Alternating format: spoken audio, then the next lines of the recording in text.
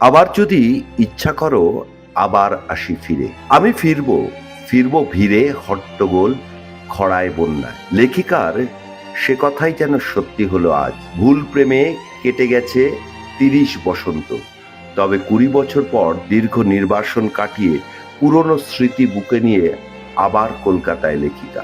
পরনে লাল সাদা শাড়ি, চোখে সানগ্লাস, মুখে মিষ্টি হাসি নিয়েই সবাইকে প্রণাম। ফার্স্ট লুকে অসম তসলিমা।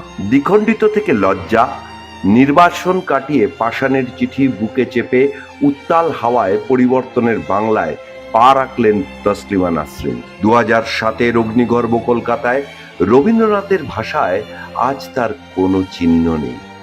আমার কোনো দেশ নেই জেনেও প্রাণের শহর কলকাতায় পা রাখলেন বিতর্কিত লেখিকা। এমন একটা সময় কলকাতায় আসলেন যখন বুদ্ধবাবু স্বর্গত, মমতা বন্দ্যোপাধ্যায় প্রাক্তন মৌলবাদীদের চোখ রাঙানিয়ে। বুকের মধ্যে জমাট বেঁধে থাকা অজানা আশঙ্কার দোলাচল এখন অতীত। লজ্জা কাটিয়ে দ্বিখণ্ডিত হৃদয়কে একেবারে ব্যাকফুটে নির্বাসনে পাঠিয়ে কল্লোলিনী কলকাতায় ভুলে যাওয়া কলতান আবার গায়ে মেখে নিতেই কলকাতায় তসলিমা।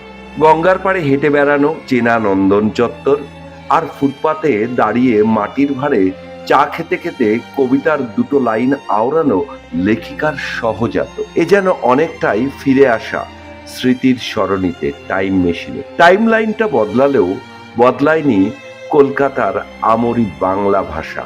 আর ঝালে ঝুলে অম্বলে বাঙালি স্বাদে ডুব দিতেই তৈরি তসলিমা, সঙ্গে তৈরি শহর কলকাতাও। Bureau report, news poll Bangla.